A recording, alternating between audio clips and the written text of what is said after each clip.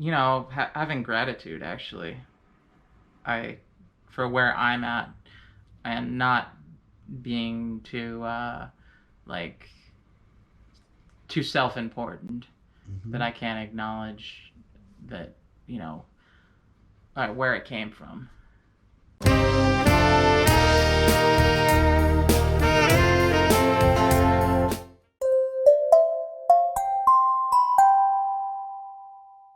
And I'm back here with Evelyn Holland. Welcome to Flowering Creativity bonus content. So, this is where you get a little bit extra. We get to go a little bit deeper because we're so grateful for your guys' support and your donations.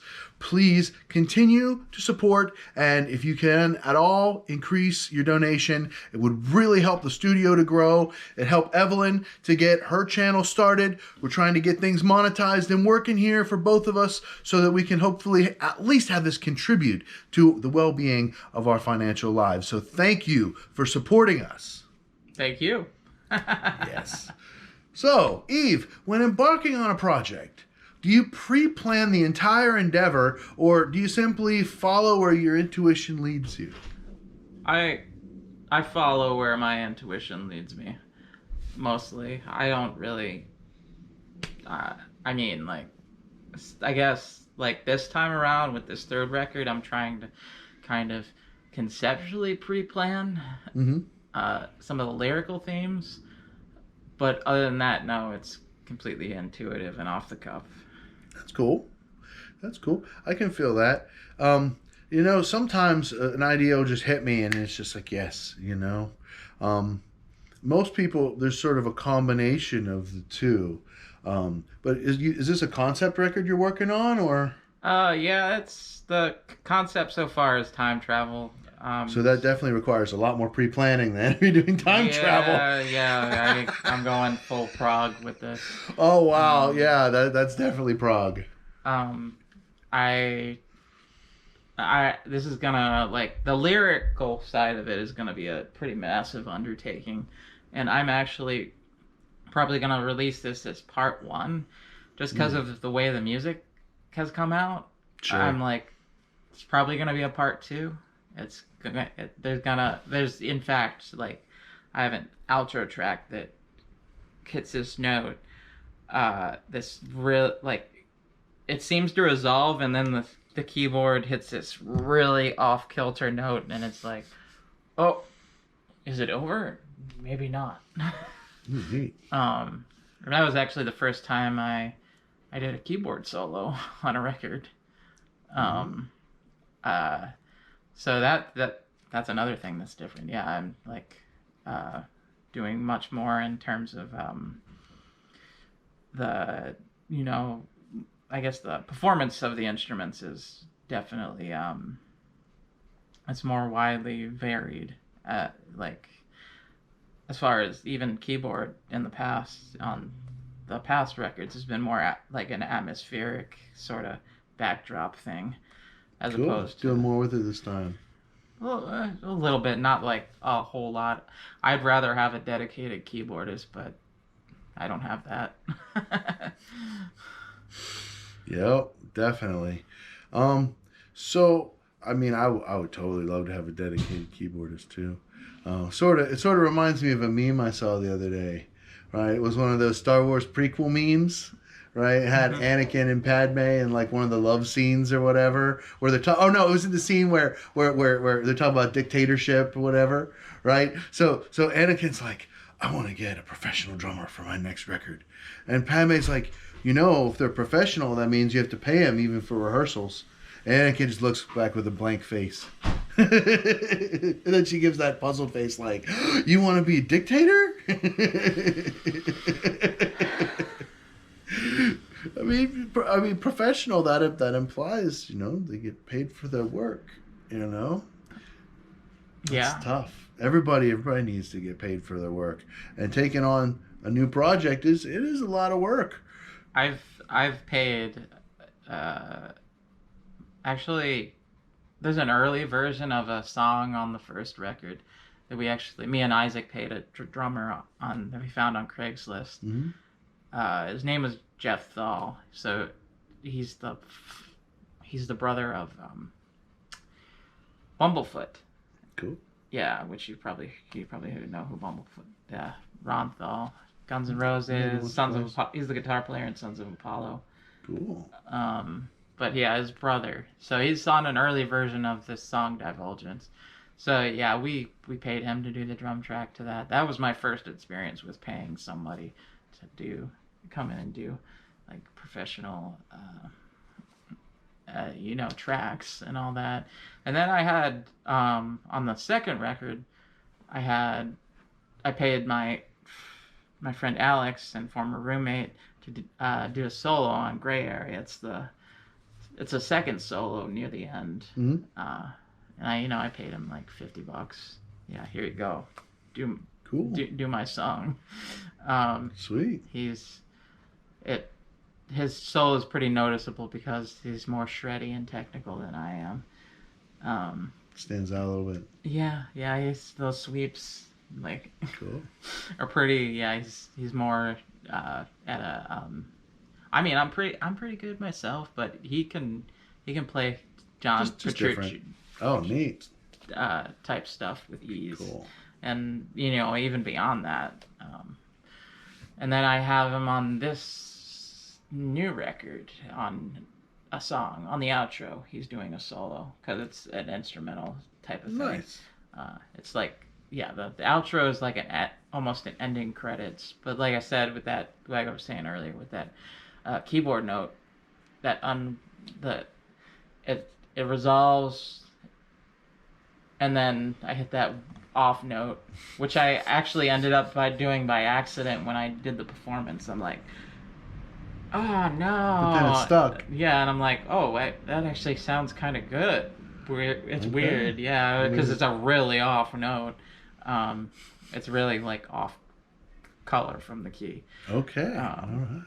But yeah. Neat. So how do you promote your art to attain your goals? Well, I mean, honestly, like I'm trying to figure that out just like you are. I definitely whoever hears it. Don't forget this is the bonus content. So the only people that are going to hear this are the people that are already chipping in for our well-being. So it's okay to be honest. Yeah. I'm saying, hey, I'm just getting started on this crowdfunding thing. It's okay. You got to start somewhere. Like you're never gonna, crowdfund your living if you don't, crowdfund a lunch sometime first, right? Yeah. No, and I'm honestly sick of not getting paid, and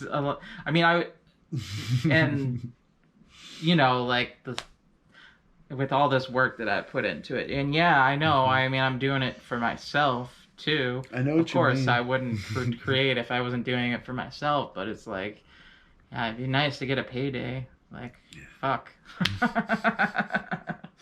Right on. Yeah, I right now I'm a full-time DoorDash driver, or a gig driver, I guess. I just recently signed up for some of the other apps. So that's what I've been doing the past year as far as like working, and then kind of like coming back into balance, and just really trying to like go out there and experience things too, and not be so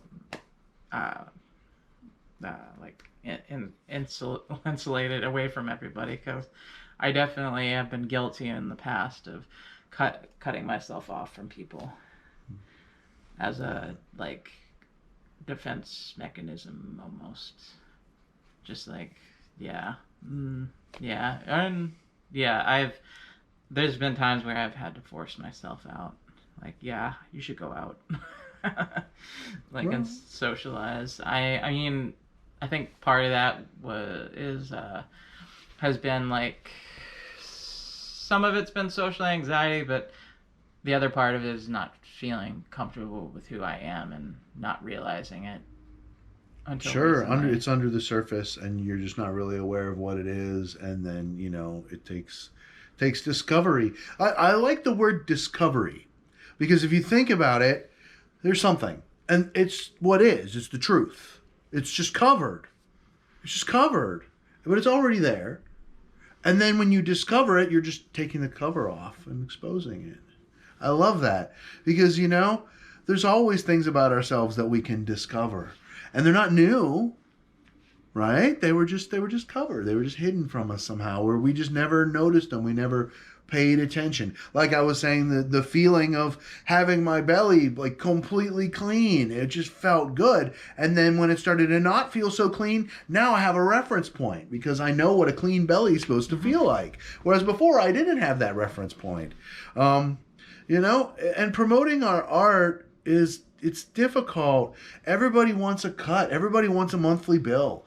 Right? Reason wants me to give them money every month. Streamlabs wants money every month. Zoom wants money every month. YouTube wants money every month. Streamlabs? Oh, yeah. Everybody. They all want your money every month. And, it's 10 a month. It's 20 a month. That stuff starts to add up really quick. And then, these podcast platforms, right? They want your money. If you want to go to Spotify, you got to pay for premium to do that.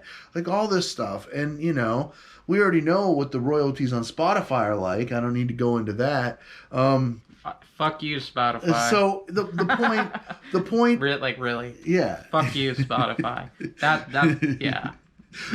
Where I'm going with this is it's tough. And so, I don't expect you to know everything. I appreciate your honesty. And that was a pretty good answer. So we're just going to skip down to our final question for this bonus content here. In such uncertain economic times. I mean, we're in a depression right now, right? How have you enabled yourself to stay creative and working while so many others are struggling? Having gratitude, actually. For where I'm at and not being too self-important that I can't acknowledge that, where it came from. I'm doing way better than most people financially, and I've been kind of blessed in that way. I would say, especially considering I'm still riding unemployment like yourself, and then doing gig driving. But yeah, a lot of people weren't able to collect all that money that's been coming in, and then it's drying up really quick. And then the prices of gas are going up, the prices of goods are going up. Oh yeah. It costs me right now, I think, to fill up my car, like, depending on the gas station I go to, like $32 to $36. And I guess that's not that much when you look at it, but if you're out there driving a lot like I am, it adds up pretty quickly. Sure. And, people aren't able to, get around as much, or a lot of people are depending on their credit cards. And I've been trying to pay down that debt myself. That's been a big thing. Just like paying down my debt, and so I can allow my future self to thrive. Because of the current financial system we live in, it's completely fucked. And I will acknowledge that, even though I see, and not to get political, but I see the future of our economy as being very very mixed, and unless we adapt, it's gonna sink like the Titanic. Well, I really like the way Eleanor Goldfield put it on her podcast. She said, people think that climate change is an issue, but that is so small. You don't realize that climate change is like the stage that all the other issues are playing out on, right? It's like happening no matter what. Like this year has just been so crazy already. And last year was super crazy. The blizzard we had here in Portland over the winter was crazy.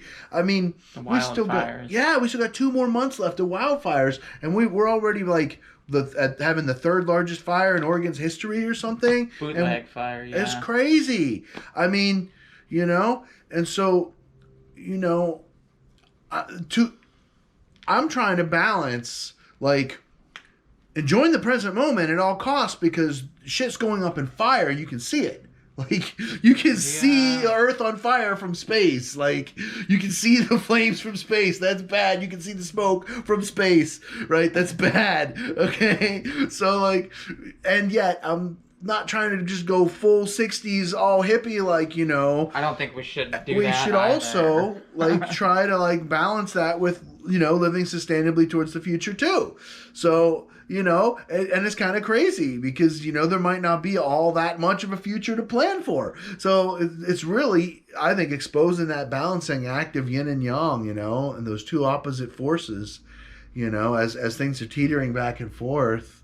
I'm just really grateful to have your support because, it's you guys that are supporting the channel, you guys that are grounding this channel and giving it a foundation of some income so that I can continue. I need you guys, and it's crucial. Let your friends know, right? Try to help to grow the support for the channel so that I can keep uploading daily, keep giving you guys a bonus video every single week on Patreon, and there's other ways you can support me too. Buy me a coffee /Matthews Music, Venmo /Matthews Music, and the nonprofit way, liberapay.com/Matthews Music, where they only take the money transfer fees. They're not taking a cut because they're a non-profit. So definitely, if you guys, anybody that has an artist that you want to support that's on LiberaPay, they're the best because unlike Patreon, they're not taking a cut. So you can give extra valuable support there. I'm trying to attain some similar goals as far as living off of, revenue from these sort of sources and trying to create multiple revenue streams on top of it. Mm-hmm. Which, as far as like doing music and art will pay off in the long run because that'll allow me in the long run to do what I want to. And like I have to, have a certain balance with it though too, and not like get too far ahead of myself. That's what I'm coming to learn. Yeah, very good. As far as like getting a handle on my finances and all that, I think that, and just like that's a big piece of it with the current system we live in, mm-hmm. and not having to worry as much, not having that stress and that anxiety. I feel like it's easier to create and without just feeling like am I gonna be able to pay for this, mm-hmm. or that, or am I gonna be able to sustain myself? It really helps going forward. I've been on both ends of the spectrum. Excuse me. Mm-hmm. Where I was making very, very little money and just couch surfing, and now I'm like, I've been completely on my own for 8 years now. Cool. And yeah, I mean, compared to where I was before, yeah, it's like I've made I made quite a few strides in my personal life, even though it hasn't always been easy. Okay, Eve, so why don't you let everybody know, how can they find you and your related projects on the web? keysofsolomon.bandcamp.com has all my Keys of Solomon stuff. So thank you, everybody, for being here with us on Flowering Creativity bonus content.